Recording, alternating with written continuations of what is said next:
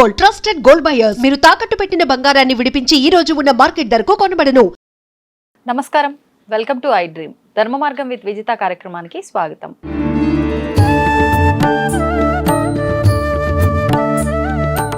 నమస్కారం గురుగారు. ఆశీర్వచనం తల్లి.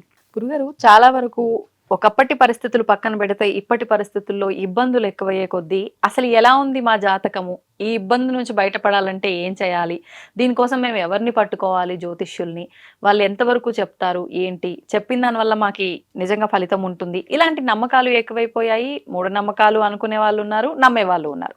మరి జాతకం చూపించుకునే విషయానికి వస్తే పుట్టగొడుగుల్లా పుట్టుకొచ్చారు చాలా మంది అన్నట్టుగా చాలా మంది ఉన్నారు చూసేవాళ్ళు. ఒక్కొక్కరి దగ్గర ఒక్కొక్క రకంగా ఉంటుంది. దాన్ని చూస్తే ఇంత అని చెప్పి ఫీజు. నిజంగా జాతకం డబ్బులు ఇస్తేనే చూడాలా, లేదు ఎవరికి తోచినంత వాళ్ళు ఇచ్చినా చూడొచ్చా, ఇంతే తీసుకోవాలి అని ఏమైనా ఉంటుందా? అంటే ఈ జాతకం అనేది ఒక మనిషి జీవితంకి సంబంధించింది. వాళ్ళకు ఒక మంచి మార్గాన్ని చూపియాలి, ఉన్న ఇబ్బంది నుంచి బయటపడేయాలి. కానీ మరి డబ్బు డిమాండ్ చేసి అది వర్కౌట్ అవ్వకపోతే అది పక్కన పెట్టేసి ఇంకోటి చూసుకునే విధానం కూడా చూస్తున్నాం. అసలు ఏంటి, దీని గురించి ఏం మాట్లాడతారు గురువుగారు మీరు? శ్రీ మహాగణాధిపతయ నమః. ఐం మహాసరస్వత్యే నమః. శ్రీ లలితాంబికాదేవియే నమః. అమ్మ, మీరు అడిగిన ప్రశ్న చాలా ఈ రోజుల్లో మనకు కోటాను కోట్ల ప్రజలకు చాలా అవసరమైనటువంటిది. ఏదో మామూలు వ్యక్తులకు కొంతమందికి అని కాదు. అవును గురుగారు. ఎవరికైనా సమస్యలు అనేటువంటివి ప్రతి వాళ్ళ జీవితంలోనూ ఉన్నాయి. మనం పురాణాలను తీసుకున్నా కూడా సమస్యలు ఉన్నాయనే కదా, వాటి గురించే కదా మాట్లాడుతున్నాం. రాముడికి ఓ సమస్య, అలాగే పాండవులకు సమస్యలు, అలా పురాణాలు కూడా చెప్పుకుంటున్నాం కదా. ఇక్కడ మీరు అడిగిన ప్రశ్న బాగుంది. ఎందుకంటే వాళ్ళు ఇంత ఇస్తేనే చెబుతారా లేకపోతే లేదా.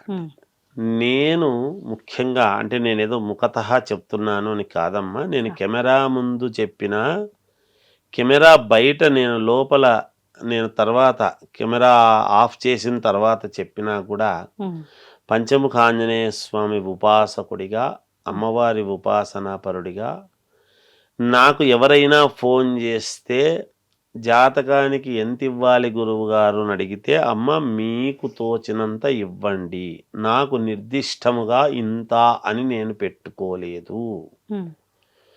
ఎందుకంటే చేసేవాళ్ళు ఏదో సమస్య చిన్నదా పెద్దదా అనేది తర్వాత సంగతి. కానీ సమస్య అనేటువంటిది ఏదో ఉండి మేము మాట్లాడే విధానము కావచ్చు, చెప్పే విధి విధానాలు కావచ్చు, అవేవో నచ్చి ఎవరికి నచ్చిన వాళ్ళు వాళ్ళకు చేస్తారు. మీరన్నట్టుగా ఎంతో మంది చెప్పేవాళ్ళు ఉన్నారు. అందరూ మహానుభావులే, ఎందరో మహానుభావులు. అందరికీ వందనాలు. ఏ రెండో మాట్లేదు, దానికి అందరికీ వందనం పెట్టాల్సిందే. అయితే ఎవరికి నచ్చిన వాళ్ళు వాళ్లకు నచ్చిన విధముగా వాళ్ళకు చేస్తారు. మిగతా వాళ్ళ సంగతి నేను చెప్పలేను, నాకు తెలియదు.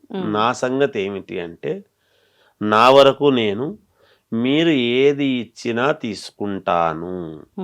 నేను అడిగి తీసుకున్నాను అంటే నేను అడిగినాను అనేటువంటి అపఖ్యాతి నాకు రానియ్యకు తల్లి అని అమ్మవారికి ఒక నమస్కారం పెట్టుకుంటా. మరి అడగనిదే అమ్మైనా పెట్టదు అనేటువంటిది ఒకటి ఉంది కదా. అడగకపోతే ఎట్లా తెలుస్తుంది అంటే, ఈ రోజుల్లో అది ఎప్పుడో పాత మాట. ఈ రోజులలో ఎదటివాడి యొక్క ఇది వాళ్లకు తెలుసు. ఏదో వాళ్ళకు చేతనైనంత ఇస్తారు. ఒక సమస్యలో ఉండి ఫోన్ చేసినప్పుడు నేనే వాళ్ళకు ఒక సమస్య కారాదు కదా. అబ్బా గురువుగారు ఇంత అడిగినారు, ఇంత అడిగితే నేనేం చేసుకుంటాను గురువుగారి దగ్గర ఇంత అని చెబితే, అలా చెప్పినప్పుడు ఏమవుతుంది, ఒకవేళ ఉంది ఇవ్వగలిగిన వాళ్ళు వాళ్ళకు తెలుసు కదా, నాకు ఎంత నేను జాతకానికి ఇస్తే బాగుంటుంది అనేటువంటి ప్రేమతో ప్రేమపూర్వకముగా వాళ్ళు ఇచ్చిండేది నాకు కూడా నిలబడుతుంది. నేను అడిగితే వాళ్ళు ఇవ్వలేక చేతులు తడుముకొని, అరే నా దగ్గర లేదే ఎలాగబ్బా అని ఎవరినైనా అప్పు చేసైనా అడిగి ఇప్పించుకొని నాకు ఇచ్చినప్పుడు నేను అతన్ని అప్పుల పాలు చేసిన వాడిని అయినానా, మేలు చేసేవాడిని అయినానా? అప్పుల పాలు చేసినట్టే, అంతే కదా. అలాంటి భావన ఉండొద్దు అని నేను అందరికీ, నాకు ఇప్పటి వరకు నేను వాస్తు అస్ట్రాలజర్గా ఎవరు ఫోన్ చేసినా గురువుగారు ఎంత ఇవ్వాలి అని అడిగితే త్రికరణ శుద్ధిగా చెబుతున్నానమ్మా. నాకు ఈ ప్రోగ్రాం చూసేటువంటి వాళ్ళు చాలామంది ఎలాగో నావి వాచ్ చేసేవాళ్ళు చేస్తూనే ఉంటారు. వాళ్ళకు తెలుసు. అవును. నేను ఇదే చెప్తా. ఈరోజు నేను కొత్తగా మీరు అడిగినారని నేను చెప్పటం లేదు. మీరు ఏదో అడిగారు కాబట్టి అట్లా అని కాదు. నేను పిఏ అనేటువంటి అతన్ని కూడా నేను పెట్టుకోలేదు. ఎందుకు? ఒక పర్సనల్ అసిస్టెంట్ని పెట్టుకుంటే గురువు గారితో నేను అడిగి చెప్తానండి, కన్సల్ట్ కండి అంటే కన్సల్టేషన్ ఫీజు అనేది ఒకటి ఉంటుంది. ఆ ఫీజు ఎంత? ఇగో ఇంత కడితేనే చూస్తారు. నేను ఆ ఫీజు పెట్టుకొని ఎక్కువ పెట్టుకోవాలి ఇంత అని నిర్దిష్టంగా ఎట్లా పెట్టాల్సి వస్తుంది, ఎప్పుడు పెట్టాల్సి వస్తుంది? ఆ పిఏకు నేను జీతం ఇవ్వాలి కదా. వచ్చినప్పుడు అవును, వాళ్ళు ఊరికే ఉండరు కదా, ఉండరు, వాళ్ళు ఊరికే రారు కదా. ఆ చేసేదేదో నేనే స్వయంగా చేశాను అనుకోండి, నేను తీసినా అనుకోండి ఫోను, అదేదో డైరెక్ట్గా నాకే చెప్తారు కదా వాళ్ళు. మేము గురువుగారితోనే మాట్లాడినాము, మాకు తృప్తి అయింది అనేటువంటి ఆనందం వాళ్లకు కలుగుతుంది. పెద్దగా ఆనందం కలగడానికి నేను మహానుభావుణ్ణి ఇంకోటి అని కాదు. అక్కడ ఎవరికి వాళ్ళు నేనే మహానుభావుణ్ణి అనుకుంటే కుదరదు. ఏదైనా మన వ్యక్తిత్వం అనేటువంటిది భగవంతుడు నిర్ణయించాల్సినటువంటిది తల్లి.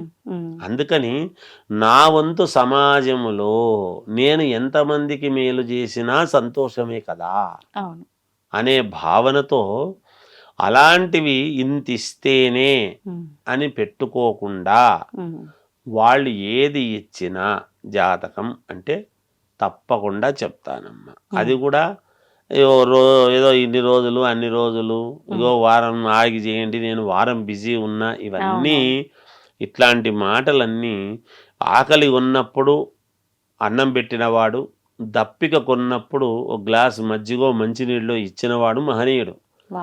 అడిగితే నాయన ఒక్క 10 నిమిషాలు తెస్తున్నా అంటే సరేలే అనుకుంటాడు. అంతేగాని ఉండు నాయన సాయంత్రం వరకు నీకు పెడతానంటే దప్పికైన వాడు సాయంత్రం వరకు ఎందుకుంటాడు? అంతే కదమ్మా.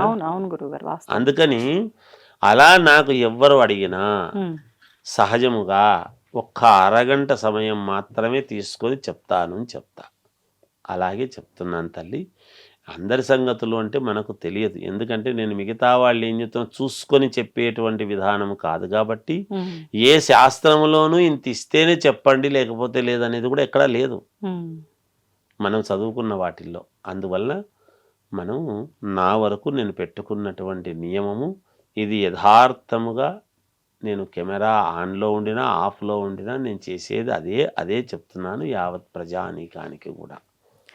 అంటే ఈ డబ్బులు తీసుకునే విధానం ఒక రకంగా వాళ్ళని ఇబ్బందులో పడేయడం ఒకటైతే, ఇదంతా ఏం లేదు వాళ్ళ బతుకు తెరువు కోసం అంతా ఆటలు ఆడుతున్నారు అని ఇవన్నీ మూఢనమ్మకాలు అనే ఒక ధోరణిలోకి వెళ్ళిపోయే విధానం కూడా ఎక్కువగా ఏర్పడుతుందని చెప్పొచ్చు గురుగారు కదా. అవును, వాస్తవమే. ఎందుకంటే మనము భయపెట్టే విధానం అలా ఉంటున్నది. ఏమ్మా ఇప్పుడు ఎన్ని అమావాస్యలు పోలేదు, ఎన్ని మన ఇప్పుడు ఈ గ్రహణాలు పోలేదు, ఈ గ్రహణం ఈ చెడుపు చేస్తుంది ఆ చెడుపు చేస్తుందని మన ఊరికే భయాలు నేర్పిస్తే ఎట్లా సమాజానికి? ఉండొచ్చు కొన్ని రాసులు కొన్ని ఇబ్బంది పడేటువంటి పరిస్థితి, కొంచెం జాగ్రత్త తీసుకోవాల్సిన జాగ్రత్తలు. ఇప్పుడు రోడ్డు బాగలేదు డైవర్షన్ అని పెడతారు, అంటే డైవర్షన్ రిపేర్ జరుగుతుంది జాగ్రత్తగా వెళ్ళండి అని అర్థం. అంతేగాని ఇంకా మీరు ప్రమాదంలో కూడా గుద్దలు పడిపోతారు అయిపోయింది మీ కారు ఎనిక్కిపోదు అని దాని అర్థం కాదు. అంతే కదా. ఇప్పుడు ఏదైనా వర్క్ జరుగుతూ ఉంటే ఇక్కడ వర్క్ ప్రోగ్రెస్ లో పెట్టేసి డైవర్షన్ ఇది చేస్తారు. అంతే నానే ఇట్లా చేసుకోండి, ఈ రాసుల వాళ్ళు ఇది పాటించుకోండి మేలు జరుగుతుందని సున్నితముగా అది చెప్పడం అనేటువంటిది పద్ధతి ఉండాలి. అయిపోయింది ఇంకా మీకు జీవితము అట్లా అంటే ఎవరి జీవితాలు ఎవరు నిలబెట్టగలుగుతున్నారమ్మా? అట్లా కాదు. మనము ఎంతవరకు ఒక పద్ధతి ప్రకారంగా చెప్పి అందులో ఉండేటువంటి సాధక బాధకాలు చెప్పి ఆ వ్యక్తికి ఉపశమనము కలిగించడం మన ధర్మం, నిజాయితీ వైపు నడిపించడం. మనం కరెక్ట్గా చేస్తే కరెక్ట్గా జరుగుతాయి పూజల్లో, తప్పు చేస్తే తప్పు జరుగుతాయి. మనం డబ్బుకే చేస్తే డబ్బు వరకే ఉంటుంది. నిజంగా ఎదుటి వ్యక్తికి మేలు జరగాలి అని చేసినప్పుడు నిజంగా మేలు జరుగుతుంది. అందుకని అమ్మా డబ్బు మీద ఎక్కువ ఆశతో చేయడం అనేటువంటిది ఎప్పటికీ మంచిది కాదు. ఎంత ఇచ్చినా తృప్తి ఉండదు. అందుకని అది చూసుకొని జాగ్రత్తగా చేయాల్సినటువంటి విధానము. ఉమ్, నా వరకు నేనైతే వాళ్లకు తృప్తి కలిగినంత, వాళ్ళ ఇష్టం వాళ్లకు చేతనైనంత ఇస్తే, మీ ఇష్టం అమ్మ, మీరు ఏది ఇచ్చినా సంతోషంగా స్వీకరిస్తా. అప్పుడు వాళ్ళు సహృదయతతో గురువుగారు నేను ఇస్తున్నా అని ఇచ్చేది వేరు, నువ్వు ఇస్తున్నప్పుడు నేను తీసుకోవడం వేరు, అవును అవును, నేను అడిగి తీసుకోవడం వేరు. ఉమ్, ఈ correct. రెండిటికి చాలా తేడా ఉంటుంది. ఉంటుంది. అది పాటిస్తూ ఉంటా అమ్మవారి దయ వలన, తల్లిదండ్రులు చేసిన పుణ్యం వలన నేను అదే నమ్మకం పెట్టుకున్నాను తల్లి. ఉమ్. అంతే. నిజంగా చాలా చక్కటి ఆలోచన, దాన్ని మీరు ఆచరిస్తున్నారు కూడా గురుగారు. అంటే కొన్ని సందర్భాల్లో ఎదుటివారి పరిస్థితులని తెలుసుకొని మసులుకోవడమే గొప్పతనం అంటారు కదా, అది మీరు ఆచరిస్తున్నారు ఒక రకంగా. అది సంతోషం అమ్మవారి గురుగారు. దయ తల్లి, అంతే, ఏం లేదు. ధన్యవాదాలు గురుగారు. జయోస్తు. దీన్ని తవ్వండి, తవ్వుతూనే శివలింగం. పరమాత్మకు జీవా సరే, దాన్ని అట్లా కప్పేసేయండి, చూపించదండి. Krishna is there. మూర్తి పూజ కాదు, సాక్షాత్ బ్రజేంద్ర నందన భగవాన్ ఉన్నారు మూర్తిలో. ఏమీ ఆశించకుండా ఆరాధించే వాళ్ళు కూడా ఉన్నారా ప్రభుజీ? నిజమైన భక్తి అంటే మనకు తెలియదు కాబట్టి